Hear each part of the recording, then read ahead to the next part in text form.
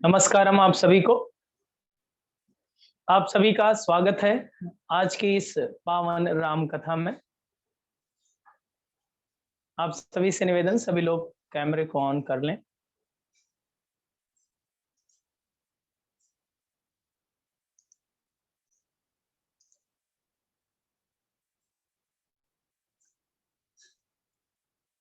आप सभी को हमारी आवाज स्पष्ट सुनाई दे रही है अभी?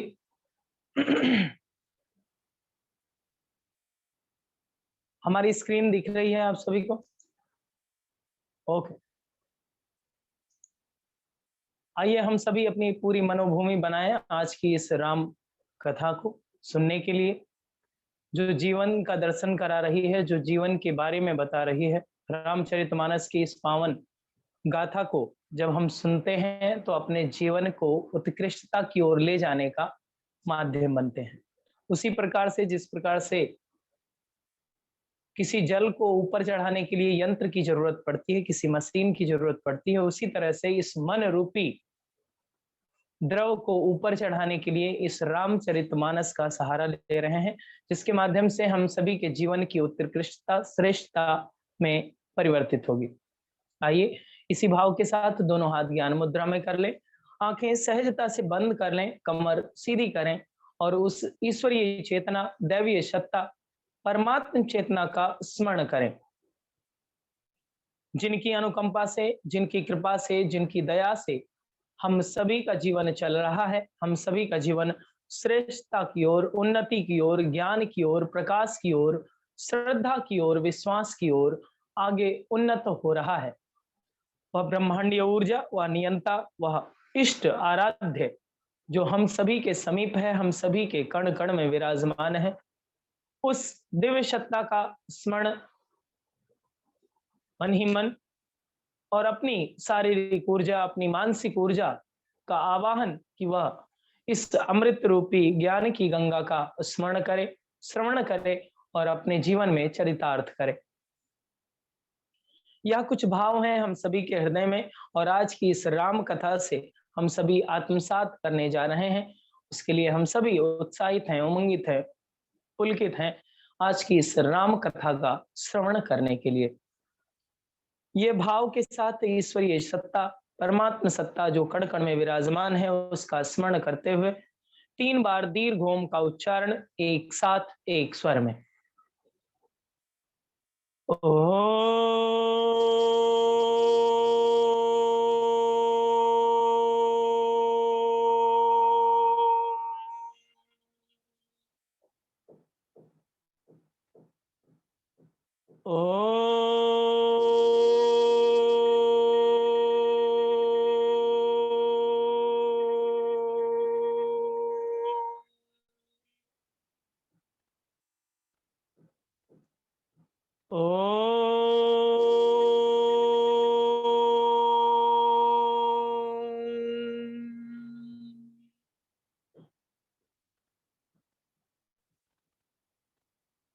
एक बार वेद माता, देव माता, विश्व माता, विवेक की दात्री माँ गायत्री का स्मरण करते हुए गायत्री महामंत्र का उच्चारण एक साथ एक स्वर में। ओम भूर्भुवः स्वाहा तत्सवितुर्वरेण्यम् भर्गो देवस्य धीमहि धियो यो नः प्रचोदयात्।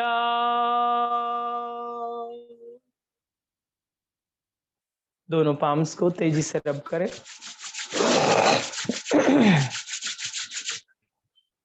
धीरे से चेहरे पर लगाएं, आंखों पर लगाएं, धीरे से आंखें खोल लें। आप सभी का हृदय से स्वागत है आज की इस पावन दिव्य राम कथा में।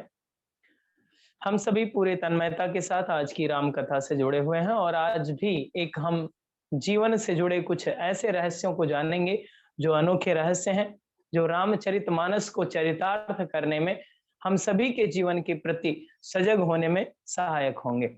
आप सभी से पुनः निवेदन कि कैमरे को ऑन रखें। आइए आज की कथा का प्रारंभ करते हैं। आज की कथा जो पुनः से आपके हृदय को आंदोलित करने वाली है, आपके हृदय में एक नवीनतम श्रद्धा का स्थापन करने वाली है। तो उसी राम कथा का हम सभी अमृत रूपी ज्ञान की गंगा में स्नान करेंगे, अमृत रूपी ज्ञान का पान करेंगे, जिससे हम सभी के जीवन में श्रेष्ठता, विवेक, श्रद्धा और विश्वास का जागरण होगा।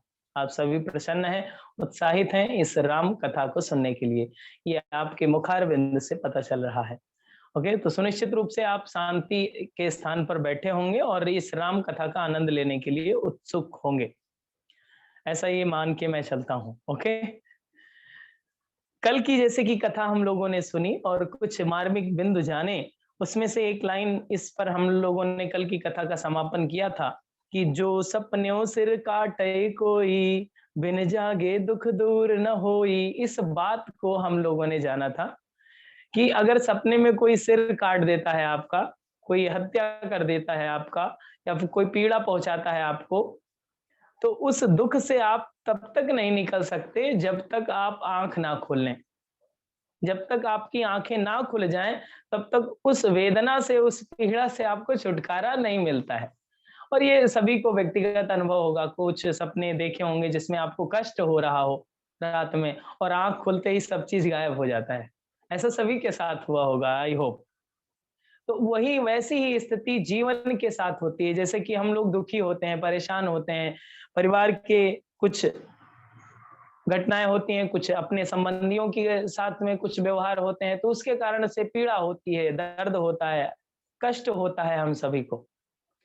तुलसीदास जी रामचरितमानस में ये बात कहते हैं कि ये दुख भी उसी तरह से है जिस प्रकार से सपने में आपको कोई चोट पहुंचा रहा हो, कोई हत्या कर रहा हो, कोई सिर काट रहा हो, उसी तरह से यह सुख दुख होता है। अगर आपकी आंख खुल जाती है तो यह दुख दूर हो जाता है। अब यहाँ पर किस आंख की बात करेंगे? यहाँ पर आपके ज्ञान की आंख की बात करेंगे, विवेक की आंख की बात करेंगे, तीसरे नेत्र की बात करेंगे। तीसरा नेत्र जो ज्ञान का है, प्रकाश का है, वास्तविकता का है, तो उस ज्ञान की बात करेंगे। अगर वो ज्ञान होगा, वो प्रकाश होगा, वो नेत्र खुल जाएगा, तो ये दुख दूर हो जाएगा। क्योंकि दुख नामक कोई कल्पना की ही नहीं गई है किसी भी वेद शास्त्र में। ऐसा कहीं वर्णन आपको नहीं मिलेगा कि ऐसा कुछ दुख नाम की कोई भी चीज होती है। ये हम लोगों ने बना दिया है, एक कल्पना है हम लोगों की। क्योंकि वेद शास्त्र ज्ञान की बात करते हैं। अगर ज्ञान की बात होगी, प्रकाश की बात होगी, तो एक दीपक जलाते ही अंधकार दूर हो जाता है, आप सभी जानते हैं। तो ज्ञान के समय अंधेरा कैसे रहेगा, ज्ञान के समय अज्ञान कैसे रहेगा? तो अगर ज्ञान रूपी दीपक, ज्ञान रूपी नेत्र, ज्ञान रूपी अंजन, जो आपका विवेक रूपी आंख है, उसमें अगर ज्ञान रूपी अंजन आप लगाते हैं, काजल लगाते हैं, तो वह नेत्र खुली रहेगी, वह नेत्र स्वस्थ रहेगी, और उसके माध्यम से आपका जीवन सुखमय रहेगा। क्योंकि यह जीवन, आपने कल ये भी जाना था, चेतन अमल सहज सुख राशि। इस शरीर का वर्णन करते हुए तुलसीदास जी कहते हैं कि चेतन अमल, इसमें कोई मैल है ही नहीं।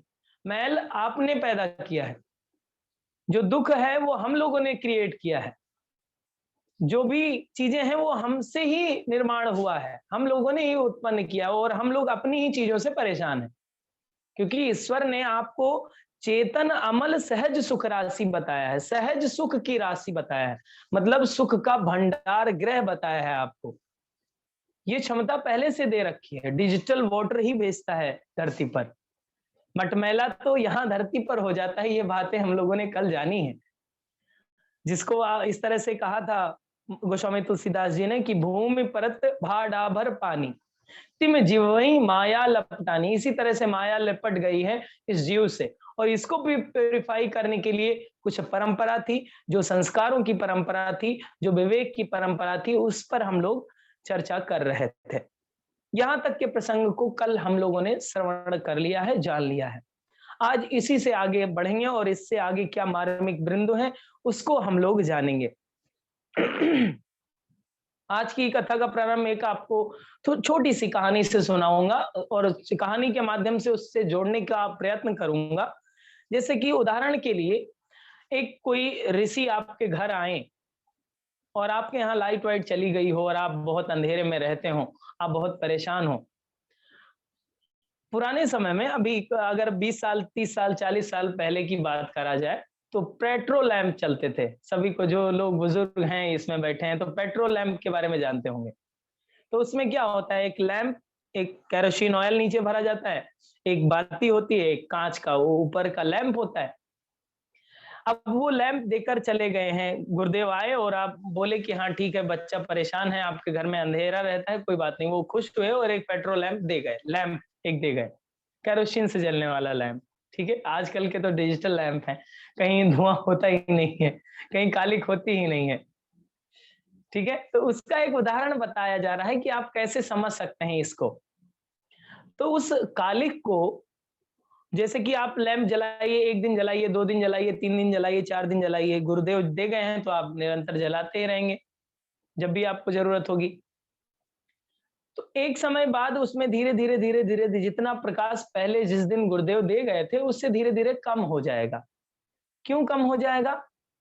कारण एक ही है कि कालिख लग जाएगी, उसमें कालिख जमा हो जाएगी। धीरे-धीरे वो जो काँच है, वो धीरे-धीरे काला पड़ जाएगा। प्रकाश पहले से भी उतना ही है उसमें, लेकिन कालिख के कारण प्रकाश भाषित नहीं होगा, दिखाई नहीं देगा। छोटे बच्चे को बहुत ही भगवान का रूप माना जाता है कि छोटा बच्चा है, भगवान का रूप है।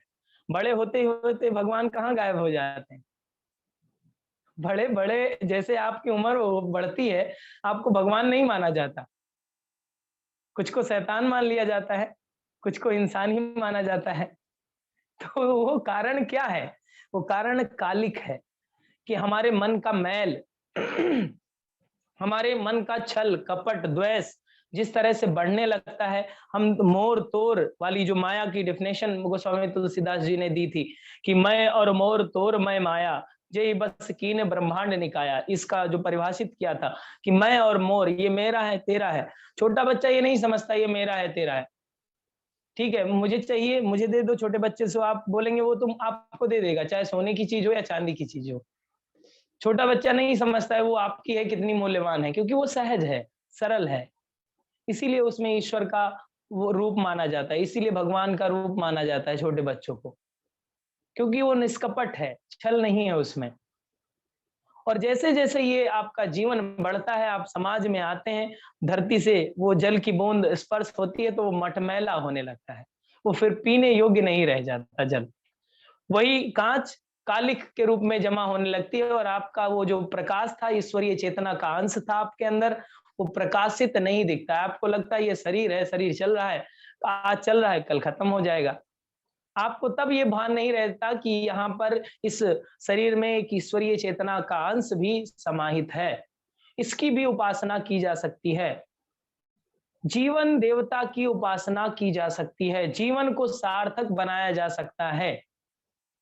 आजकल हम लोग बाह्य दुनिया की ओर उपासना की दृष्टि से जब देखते हैं या फिर पूजा की बात आती है, तो बाहरी चीजों में देखते हैं, कहाँ पर मंदिर में जाना है, किस मंदिर में जाना है, कहाँ पे पूजा करना है, कौन सी पूजा चढ़ानी है।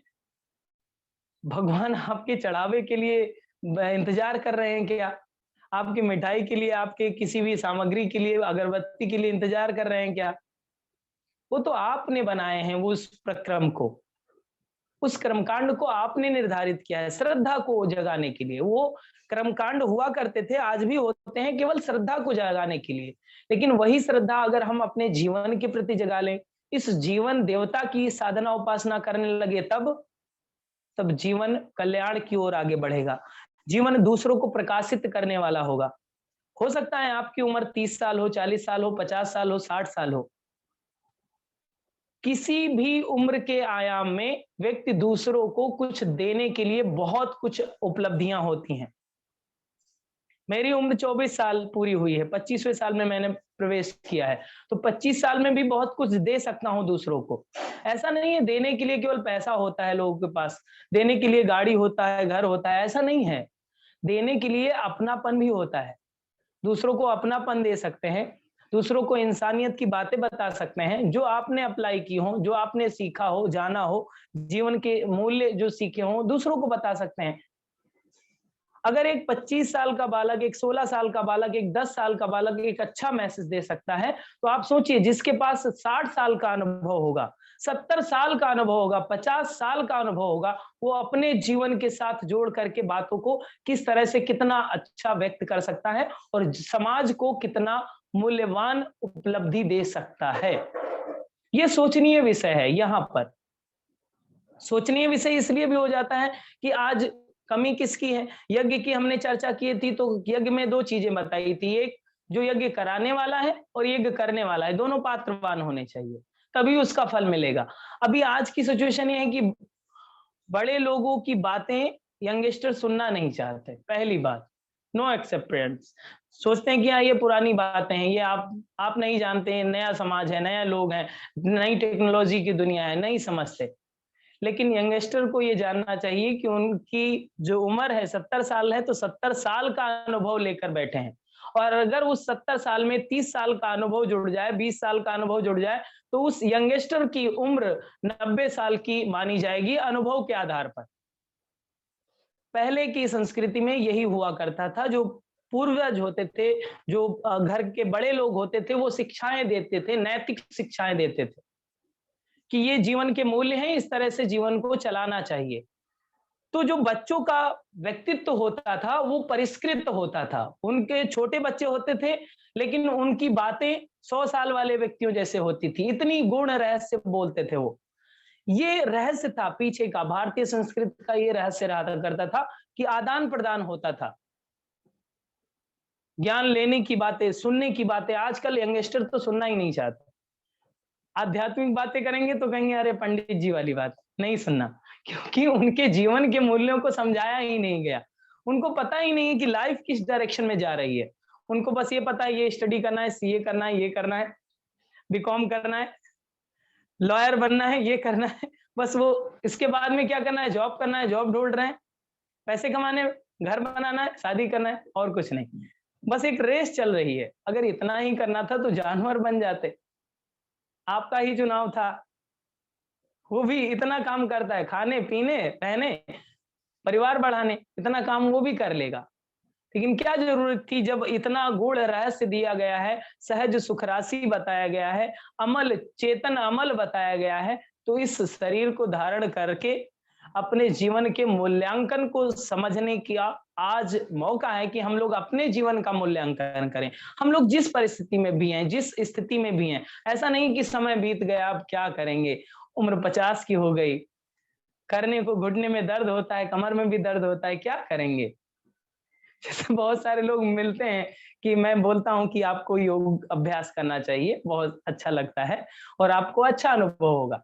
लोग बोलते हैं अरे अभी तो आप तुम्हारी उम्र में थे तो बहुत योगा किया है, बहुत कुश्तियां करी हैं, बहुत खेल खेले हैं, लेकिन अब क्या करें, अब 60 साल की उम्र हो गई, 50 साल की उम्र हो गई। योग उम्र को डिफाइन करेगा। अगर उम्र को डिफाइन करता योग, तो तुलसीदास जी जिस समय में रामचरितमानस की रचना कर रहे थे, उस समय आपसे उम्र ज्यादा थी, आप सभी से उम्र ज्यादा थी। ठीक है। तो अगर उनमें उत्साह नहीं होता, उमंग नहीं होता, तो इस बात को सोच करके कि अब चलो अगले जन्म में लिख देंगे कुछ भी अगर लिखना होगा, अब नहीं होगा। घुटने दर्द हो रहे हैं, कमर दर्द हो रही है, ज्ञान की बातें अब नहीं होंगी।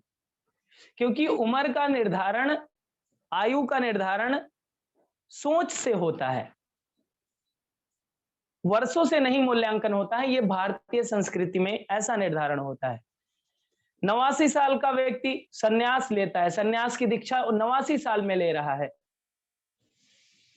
69 साल में कोई एक लेख लिख रहा है जो विश्व रचित रचनाकार बनता है। 80 साल में, 90 साल में ऐसे महापुरुष हुए हैं जो बहुत ही लास्ट में उन्होंने अपने जीवन को नए आयाम दिए हैं और विश्व विख्यात हुए हैं। तो हम लोग अपने जीवन में जिस आयाम पर खड़े हैं, आपकी शायद उम्र 20 साल हो, 25 साल हो, 30 साल हो, जिस आयाम पर हैं, बस मूल्यांकन करने की जरूरत है और उस कसौटी पर अपने को कसने की जरूरत है। हम किस दिशा में हैं और आने वाली पीढ़ी किस दिशा में होगी, उस पर थोड़ा सा गौर करने की जरूरत है। आप आज ही अगर आपने सोच लिया कि अब 4 बजे जगेंगे और प्राणायाम नहीं होगा तो कोई बात नहीं, प्राणायाम करेंगे, अपने शरीर को स्वस्थ रखेंगे। आपके घर में पल रहा 4 साल का बालक, 5 साल का बालक, 3 साल का बालक, 10 साल का बालक 1 दिन देखेगा, 2 दिन देखेगा, 1 महीने देखेगा, 2 महीने देखेगा, 6 महीने देखेगा, उसके माइंड में इमेज बनेगी कि आप योगाभ्यास करते हैं। कभी तो जिज्ञासा होगी कि वो बालक पूछेगा कि दादी, मम्मी या क्या करते हैं आप? ये कौन-सी विधि है कि जो आप करते हैं और हमेशा खुश रहते हैं, प्रसन्न रहते हैं, स्वस्थ रहते हैं? तब जब आप बताते हैं तो श्रद्धा का मूल अंश वहां से जुड़ता है।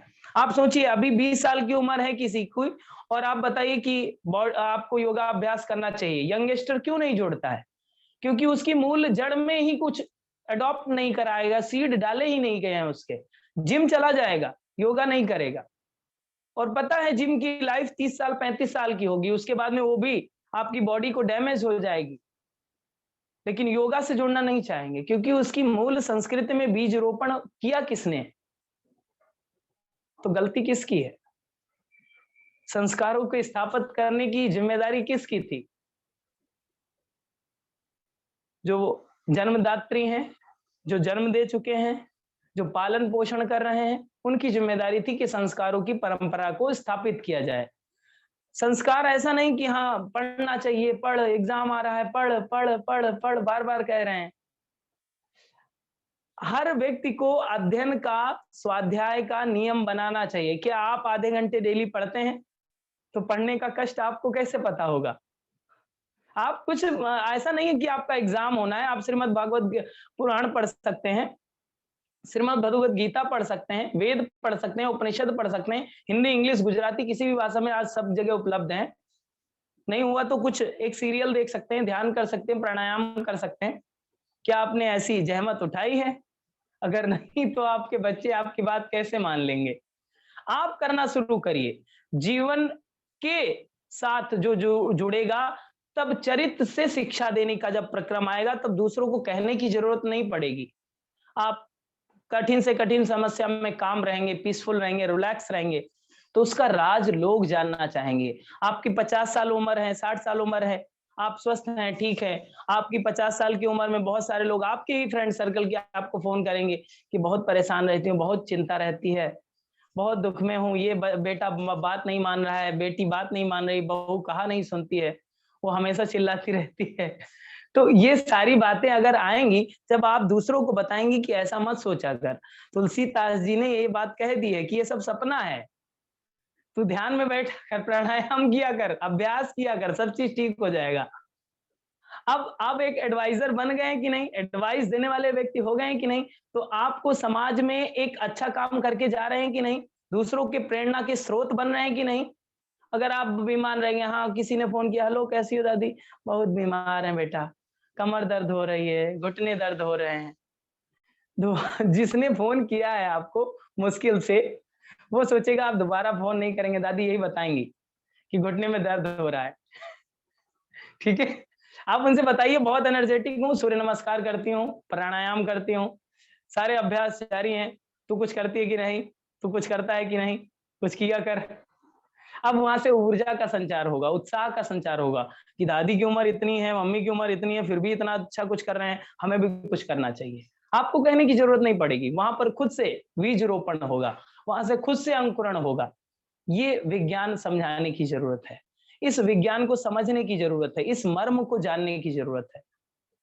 यहां से नए व्यक्तित्व का निर्माण होगा, इसीलिए संस्कार की परंपरा बनाई गई थी। संस्कार जब डाले जाते थे तब ऐसा नहीं कि केवल व्यक्ति बालक पर थोप दिया जाता था कि हाँ बेटा ये कर, सच बोलना है तुझे, सच बोलना चाहिए तुझे, ऐसा नहीं होता था।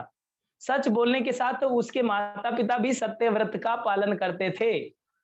अहिंसा नहीं करना है तो अहिंसा व्रत का पालन उसके माता पिता भी करते थे। अब अहिंसा नहीं करना है, अहिंसा परमो धर्मा आपने पढ़ा रखा है या फिर स्कूल में रटता है बच्चा, और कहीं बात आती है तो आप 2-3 हाथ इधर उधर कर देते हैं।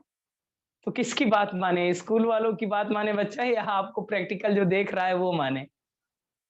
बच्चे को भी असमंजस की स्थिति में आप डाल रहे हैं।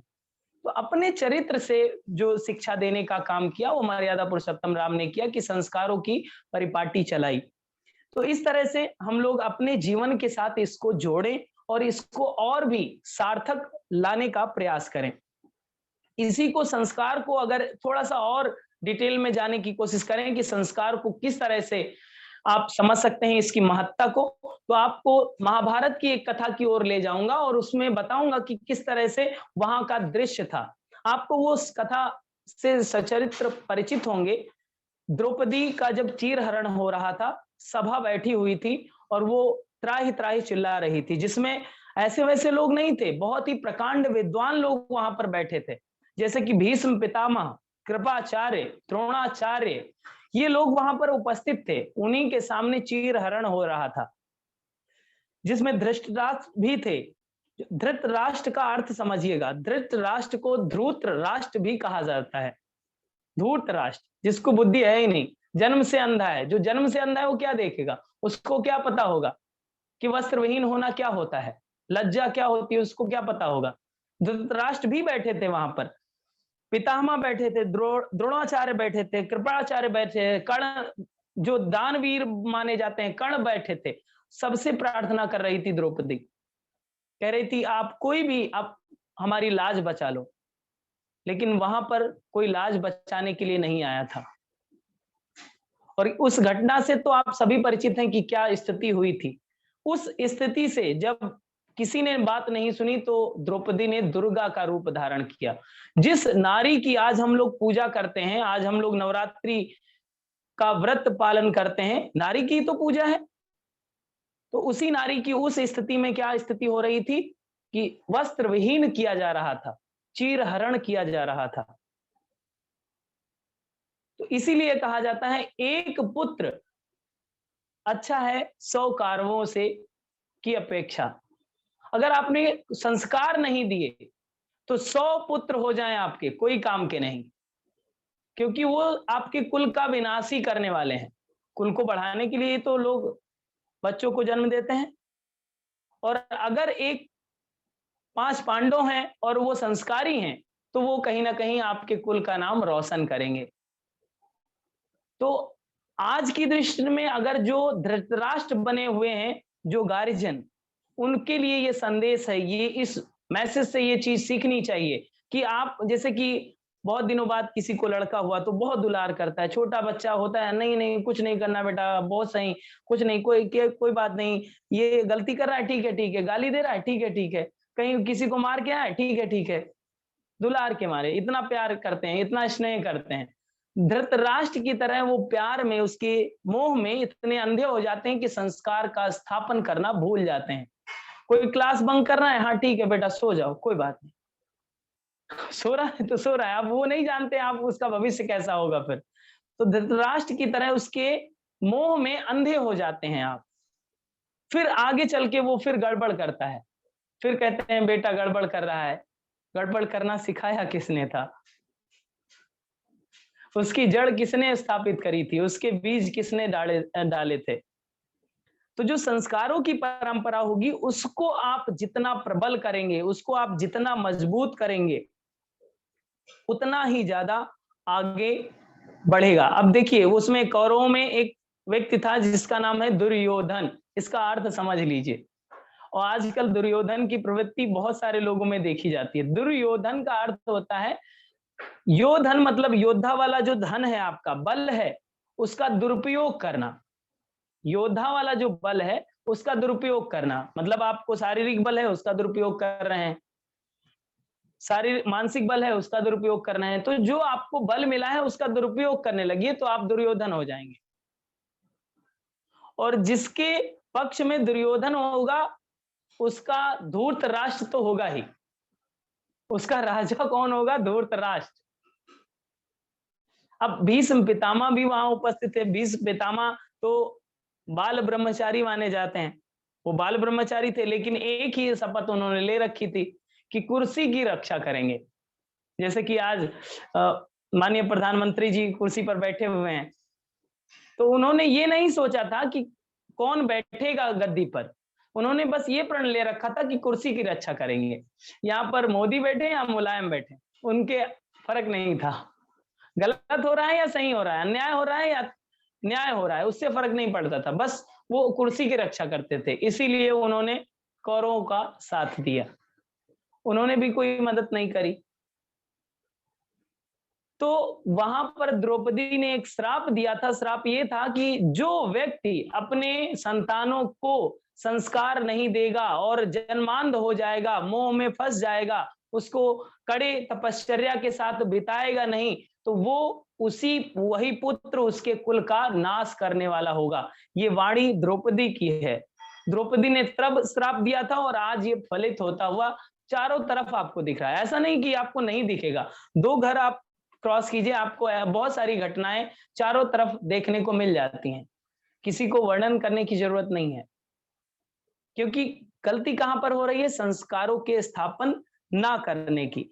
इस तरह से गलतियां हम लोग किए जा रहे हैं, जिसके माध्यम से केवल रामचरितमानस लाल कपड़े में लपेटी हुई देखी जाती है। वो हम शुरुआत की कथा से ही देखते हैं, क्योंकि इनके सूत्रों को आज तक हम लोगों ने उतारने का प्रयत्न नहीं किया। बोलिए सियावल रामचंद्र की जय। चलिए आज राम जी के प्रांगण में पहुंचते हैं और ये इन जीवन मूल्यों को समझते हुए सबसे पहला क्रम, जैसे कि कल हमने वर्णन कर दिया था, और आज जात क्रम संस्कार, नाभि काटने वाला जो संस्कार है आज पूरा होगा। और आज जात क्रम संस्कार होने जा रहा है। आप सभी कमर गर्दन सीधी कर लें। गोस्वामी तुलसीदास जी कहते हैं,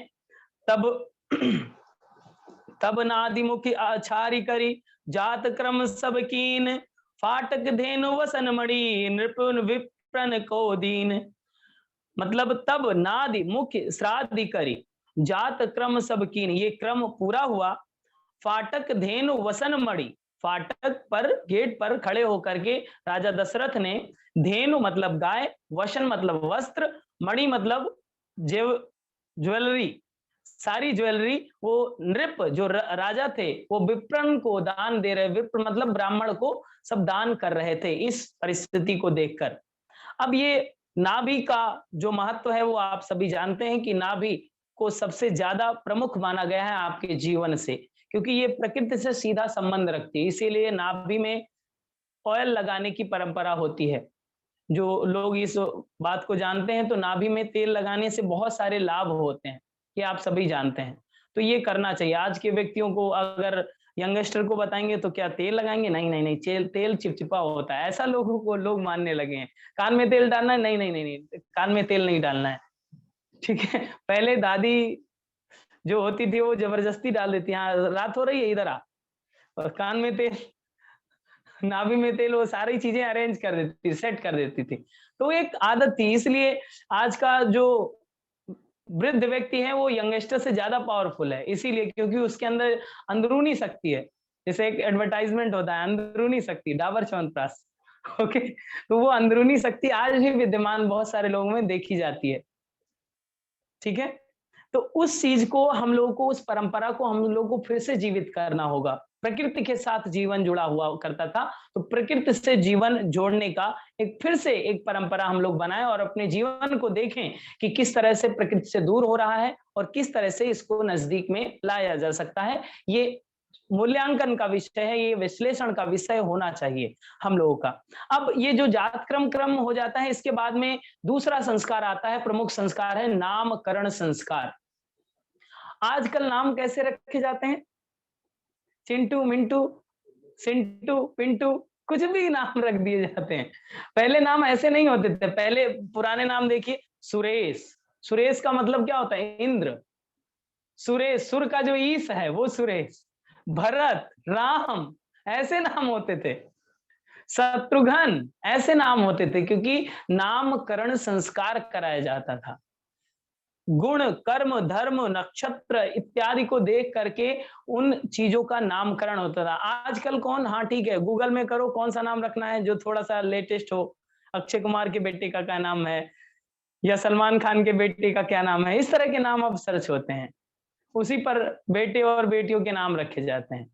लेकिन जो हम लोगों की परंपरा थी, वैदिक परंपरा थी, देवों की परंपरा थी, उसमें गुण, कर्म, स्वभाव, धर्म, नक्षत्र इत्यादि को देख करके नाम ऋषि मुनि विचारते थे, देन उसका नामकरण संस्कार होता था। पूरी विधि विधान से ये प्रक्रम होता था।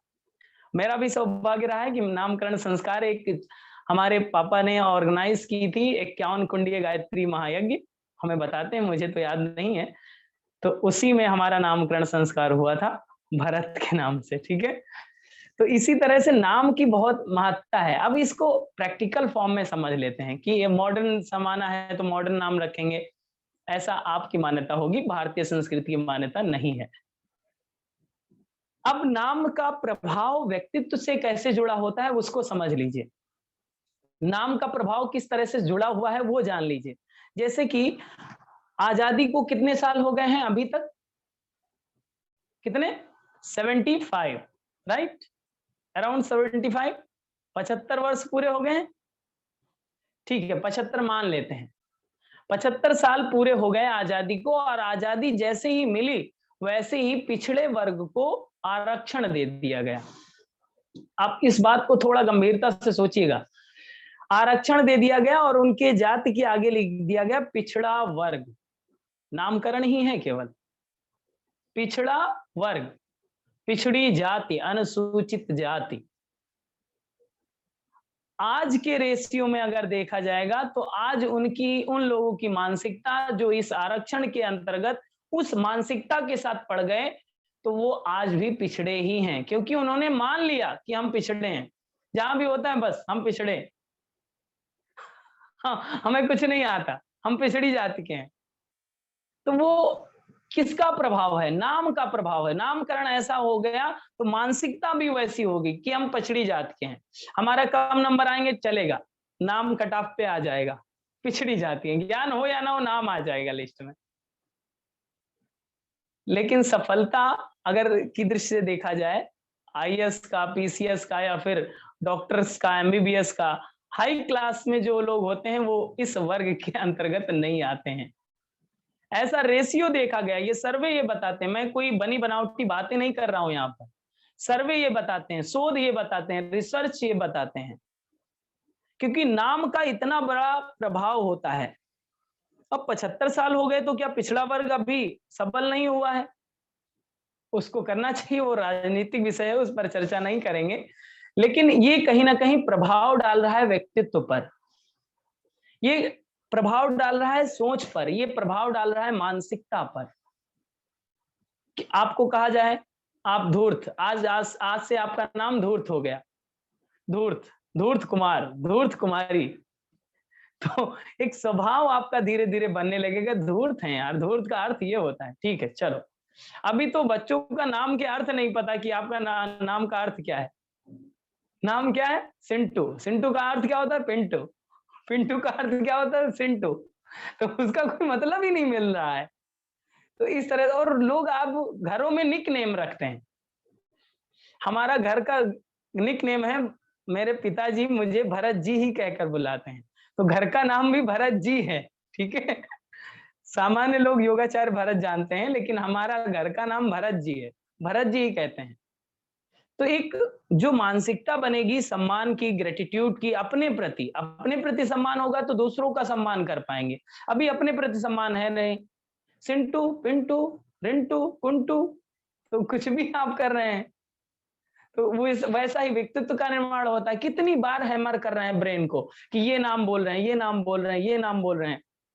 किसी का नाम रख के देखिए, विवेकानंद, विवेकानंद नाम सुनते ही रोंगटे खड़े हो जाते हैं आपके, कि विवेकानंद, हाँ इतने बड़े व्यक्तित्व थे, अमेरिका जैसे देश को ज्ञान देने वाले व्यक्तित्व थे।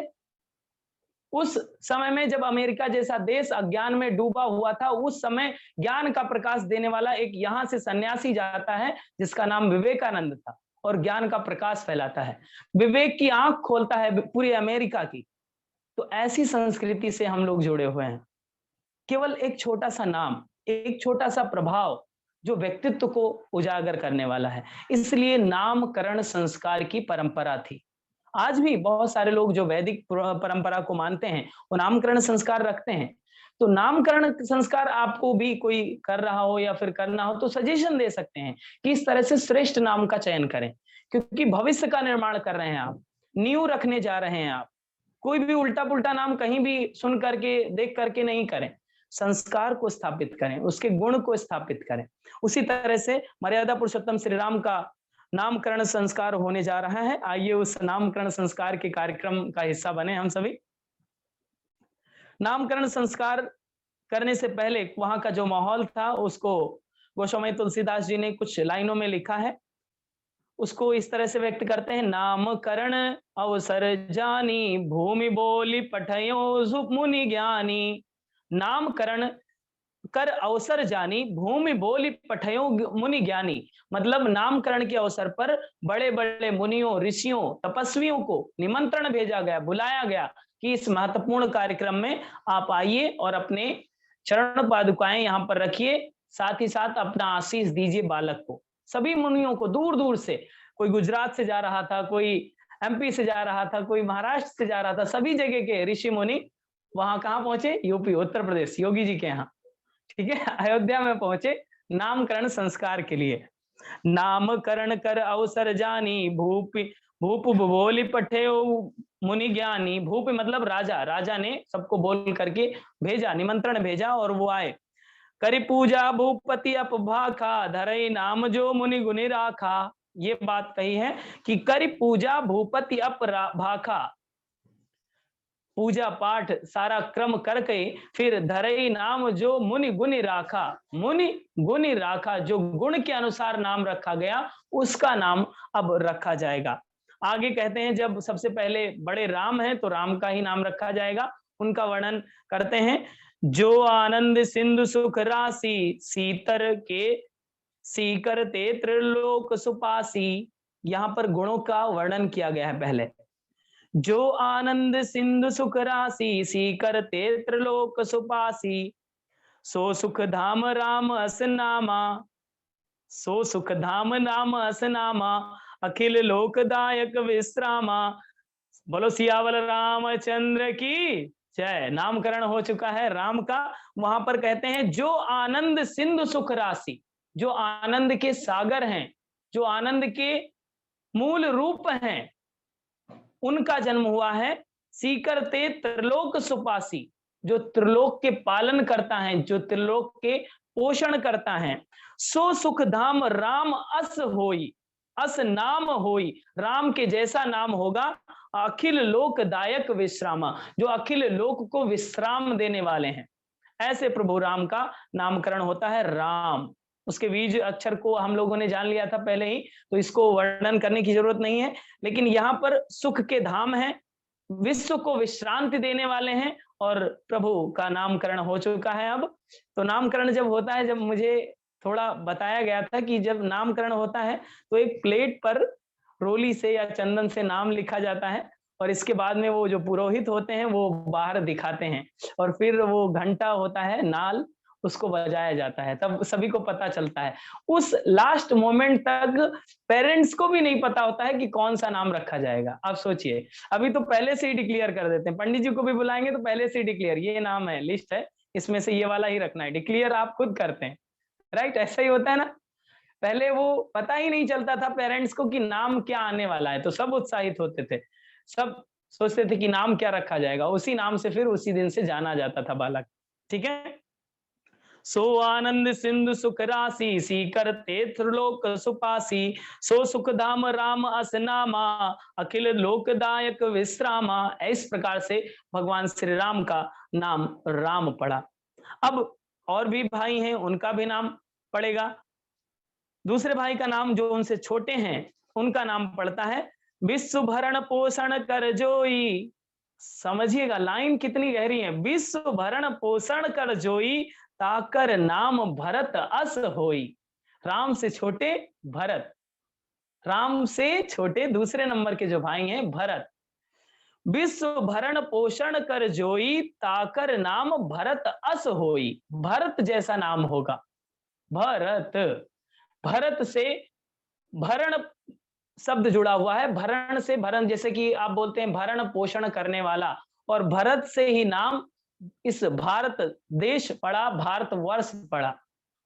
भरत के नाम पे ही इस भारत का देश, भारत देश पड़ा, क्योंकि भरत नाम इसलिए पड़ा, इसमें जैसे रामचरितमानस में वर्णन भी है पहले से कि विश्व भरण पोषण कर जोई। आप जानते हैं भारत विश्व गुरु हुआ करता था, सोने की चिड़िया हुआ करता था। सोने की चिड़िया क्या कौन कहलाएगा? जो सभी का पोषण करता हो, जो सभी को खिलाता हो, जो सभी को ज्ञान देता हो, जो सभी को अपने इस विवेक की आंख से सबको प्रकाशित करता हो, वो भारत देश है। उसी भारत देश के हम लोग मूल निवासी हैं।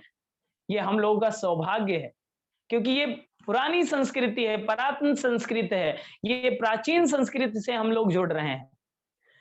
विश्व भरण पोषण कर जोई, ताकर नाम भरत अस होई। ऐसे भरत का, ऐसे प्रतापी बालक का नाम भरत जैसा होगा, जो विश्व को ज्ञान देगा, जो विश्व को प्रकाशित करेगा, जो विश्व को पोषण देगा, पोषण देने वाला, विश्व को पोषित करने वाला बालक का नाम भरत होगा।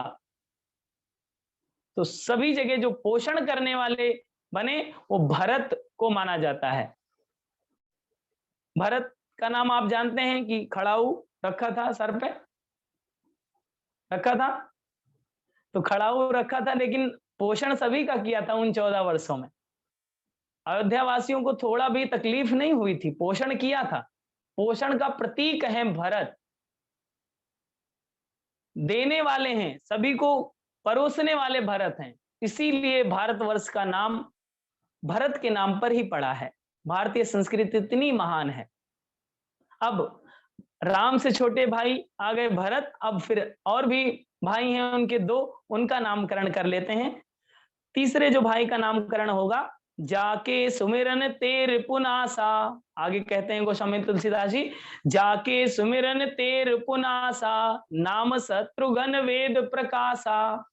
उनका नाम शत्रुघ्न जैसा होगा, मतलब जिसके नाम से जाके सुमिरन से रिपुनासा, रिपु मतलब राक्षस, रिपु मतलब आसुरी शक्तियां, रिपु मतलब अज्ञान, रिपु मतलब अंधकार, रिपु मतलब अविवेक की दृष्टि, अविवेक, विवेक नहीं, अविवेक की दृष्टि, कुबुद्धि, कुमार्ग, उसका नाश हो जाता है जिसके सुमिरन से। जाके सुमिरन ते रिपुनासा, नाम शत्रुघ्न वेद प्रकाशा। उनका नाम शत्रुघ्न पड़ेगा, शत्रु को जो भारी पड़ने वाले हैं, शत्रुघ्न। तो अगर ज्ञान होगा तो शत्रु कौन, दुख आपका नहीं होगा।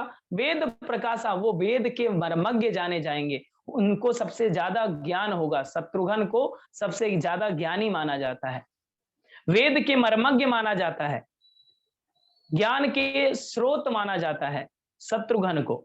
जाके सुमिरन तेर पुनासा, नाम शत्रुघ्न वेद प्रकाशा। तो असली शत्रु कौन सा है अभी के समय में?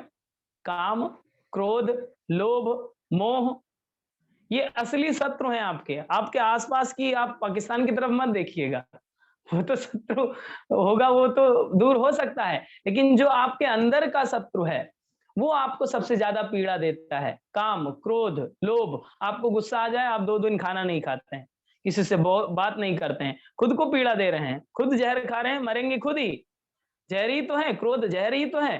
खुद क्रोध कर रहे हैं, किसी से बात नहीं कर रहे हैं, 2 दिन किसी से बात नहीं, मौन व्रत, अंदर अंदर घुटे जा रहे हैं, किसी से बोल नहीं रहे हैं। तो ये शत्रु है आपका, जो आपके भीतर है। काम, क्रोध, लोभ, मोह, लोभ भी, मोह भी, ये भी आपके शत्रु हैं। इसका, ये शत्रु कैसे दूर होंगे? शत्रुघ्न, शत्रुघ्न अर्थात वेद का प्रकाश, वास्तविक ज्ञान, सही नॉलेज, आर्ष ग्रंथों का अध्ययन, इससे आपके इन दुश्मनों का नाश हो जाएगा। जाके सुमिरन ते रिपुनाश है, जिसके सुमिरन से रिपु का नाश हो जाएगा। ठीक है, आगे एक भाई अब बचते हैं जो सबसे छोटे हैं और जिनका नाम आगे आप सुनेंगे। लक्षण धाम राम प्रिय सकल, लक्षण धाम राम प्रिय सकल, जगत आधार, गुरु वशिष्ठ ते राखा, लक्ष्मण नाम उदार। बोलो सियावल रामचंद्र की जय। यहाँ पर लक्षण धाम राम प्रिय सकल, जगत आधार, जगत के आधार हैं। शेषनाग का अवतार माना जाता है, आप सभी जानते हैं। तो जगत का आधार है, जिस पर भगवान लेटे हुए हैं। लक्षण धाम राम प्रिय, राम के सबसे प्रिय हैं, सबसे प्रिय भाई लक्ष्मण। सकल जगत आधार, जगत का आधार है। गुरु वशिष्ठ ते ही राखा, लक्ष्मण नाम उदार, उदारता का प्रतीक है। लक्ष्मण नाम रख दिया उनका, और इस तरह से राम, लक्ष्मण, भरत, शत्रुघ्न, नाम रख गए हैं, नामकरण संस्कार हो चुका है। अब यहाँ पर राम के दूसरे नंबर के भाई का नाम क्या है? हेलो, राम के दूसरे नंबर का भाई क्या है? नाम भरत। राम के साथ लक्ष्मण को मत जोड़िएगा, दूसरे नंबर के नहीं, ये सबसे छोटे भाई हैं उनके। सबसे बड़े और सबसे छोटे भाई गए थे जंगल में, बीच वाले लोग नहीं गए थे, ठीक है? क्योंकि वो उनकी जिम्मेदारी भरण पोषण की थी, वो भरण पोषण कर रहे थे। समझ रहे हैं बात को? तो भरण पोषण की जिम्मेदारी भरत की है, और आज आपका भरण पोषण, ज्ञान रूपी भरण पोषण इसी भरत के माध्यम से हो रहा है, ठीक है?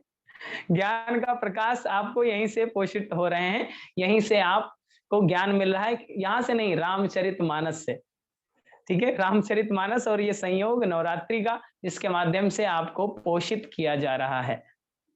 देखिए, नाम का प्रभाव तो होता ही है, नामकरण का प्रभाव तो होता ही है।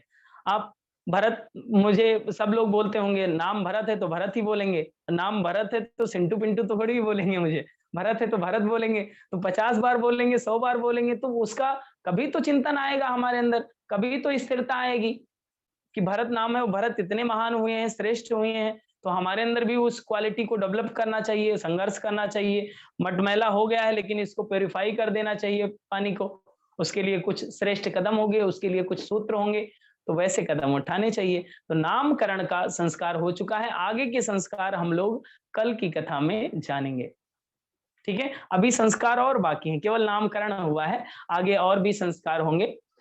उन 16 संस्कारों की परंपरा आगे हम लोग सीखेंगे और उसके साथ जीवन के मूल्यों को जानेंगे कि किस तरह से हमारे जीवन के साथ इस रहस्यमयी और बहुत ही अलौकिक कथा रामचरितमानस का हम लोगों ने व्यक्तिगत रूप से किस तरह से जोड़ करके अपने जीवन को सार्थक बना सकते हैं। आइए आज का ध्यान करेंगे। दोनों हाथ गोद में रख लें, आंखें सहजता से बंद कर लें, कमर सीधी रखें, मन को शांत स्थिर होने दें, सहज होने दें।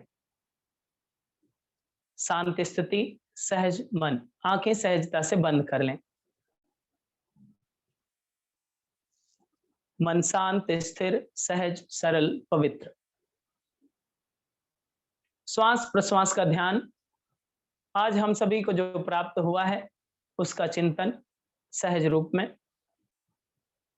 उस सहज रूप का चिंतन, सरल रूप का चिंतन।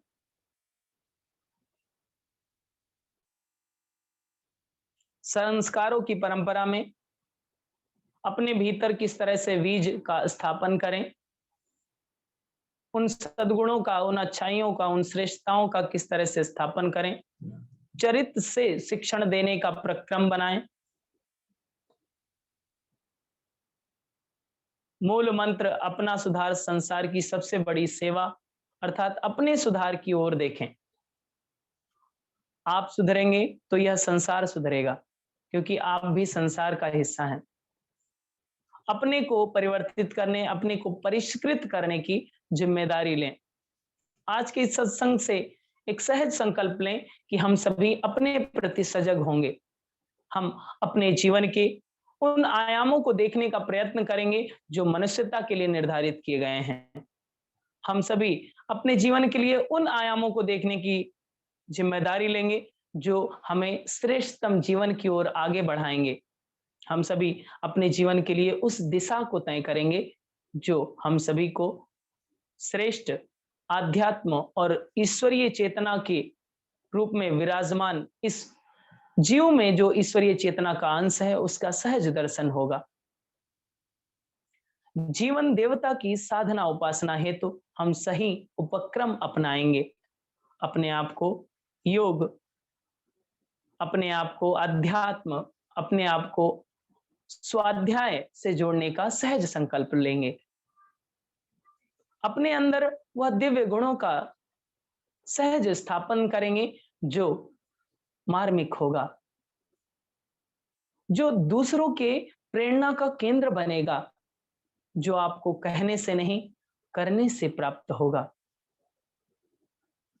क्योंकि आपके जीवन को लोग आदर्श मानने वाले हैं, क्योंकि आपका जीवन मनुष्यता का है। आप मनुष्य हैं, मनुष्य मनुष्य को ही आदर्श मानता है। उदाहरण के तौर पर हम सभी देख सकते हैं राम, कृष्ण, बुद्ध, महावीर, इनके नाम शीर्ष पर हैं।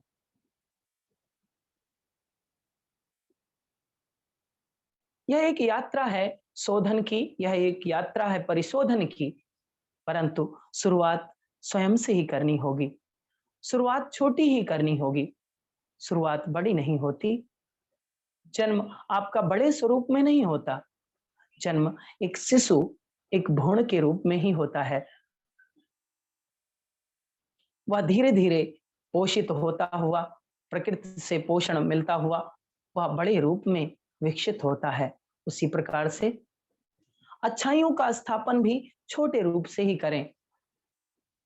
सकारात्मक संकल्प का भी यह सहज प्रयोग छोटे रूप से करें, ताकि हम सभी को इस ज्ञान रूपी गंगा का अमृत गले के नीचे उतरने में सहायता मिले। जीवन में वह परिवर्तन ला सके, जिस तरह से औषधि जब तक गले से नीचे नहीं जाती वह अपना प्रभाव नहीं दिखाती, उसी तरह से इस ज्ञान रूपी गंगा के अमृत कलश से जो हमने पान किया है वो गले से नीचे तब जाएगा जब हम सभी एक सकारात्मक संकल्प लेंगे अपने जीवन के प्रति, स्वास्थ्य के प्रति, आरोग्यता के प्रति, जागरूकता के प्रति, आनंद के प्रति, उत्साह के प्रति, उमंग के प्रति। जीवन को उस नवीनतम दिशा की ओर आगे बढ़ाने के लिए जब जागे तभी सवेरा, इस बात को सहजता से धारण करें। अभी कुछ भी नहीं बिगड़ा है। हम सभी अभी अगर अपने चिंतन को सहज कर लें, सरल कर लें, तो आज ही से ही नहीं, इसी क्षण से भी आपका जीवन सुखमय हो सकता है, क्योंकि आप सहज होंगे। आप उस सपने की आंख को खोल चुके होंगे, आप उस दुख का नाश कर चुके होंगे विवेक से। आपका यह दुख समाप्त हो जाएगा। आपकी यह पीड़ा जो स्वप्न के समान है, यह दूर हो जाएगी और आप सहज अनुभव करेंगे, आप संतुलित अनुभव करेंगे, आप व्यवस्थित अनुभव करेंगे। यह सहज भावना हम सभी के मनोमस्तिष्क में, यह सहज परिकल्पना हम सभी के मनोमस्तिष्क में शांत स्थिति, सहज मन, सरल मन, पवित्र मन, संस्कारों की परंपरा हम सभी के मनोमस्तिष्क में स्थापित हो, चित्त में स्थापित हो, व्यक्तित्व में परिलक्षित हो। शांत मन, शांत मन, शांत मन, सहज मन, सरल मन, पवित्र मन।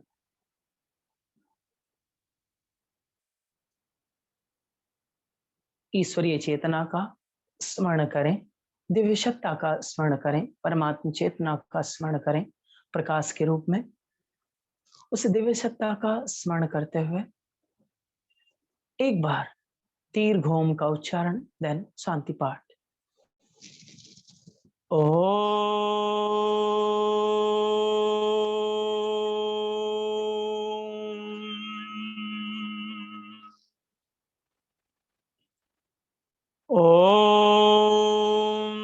शांति शांति शांति। रब both palms under face, release and relax। आप सभी का खूब खूब आभार। आइए जयकारा लगाते हैं। बोलिए सियावल रामचंद्र की जय, बोलिए सियावल रामचंद्र की, बोलिए सियावल रामचंद्र की जय। जय श्री राम।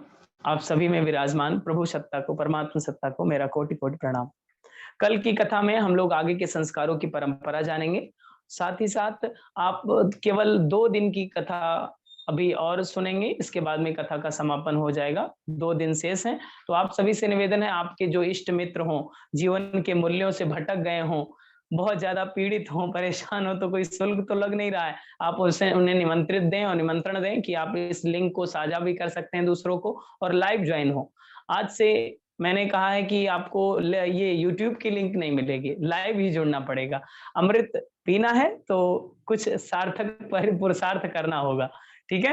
1 घंटे का समय लगाना होगा, अदरवाइज़ होता ये है कि आप किचन में काम कर रहे हैं, कुछ भी कर रहे हैं, हम बाबा हैं, तो हम कहानी सुना रहे हैं, यूट्यूब में चला के छोड़ दिया है। वो बात के लिए ठीक है, हाँ, कभी आपको यूट्यूब में लिंक मिल जाएगी बाद में, तब वो ठीक रहेगा, लेकिन निश्चित समय पर आप 1 घंटे समय निकालते हैं, तो वो सही से ग्रैब कर पाते हैं, वरना आधी बातें आपकी फ्लॉप हो जाती हैं, सुन ही नहीं पाते हैं। कहते हैं हम कुछ हैं, समझते कुछ हैं। कह राम रहे हैं, सुन रावण रहे हैं, तो रावण की पूजा करने लगेंगे आप, तो गड़बड़ हो जाएगा, ठीक है? ये आपको समझना है और कल से हम लोग फिर जुड़ेंगे, कल और परसों की 2 दिन की अंतिम कथा होगी, जिसमें हम लोग कुछ जीवन के बहुत महत्वपूर्ण मूल्यों को सीखेंगे। आप सभी का कोटि-कोटि आभार। धन्यवाद।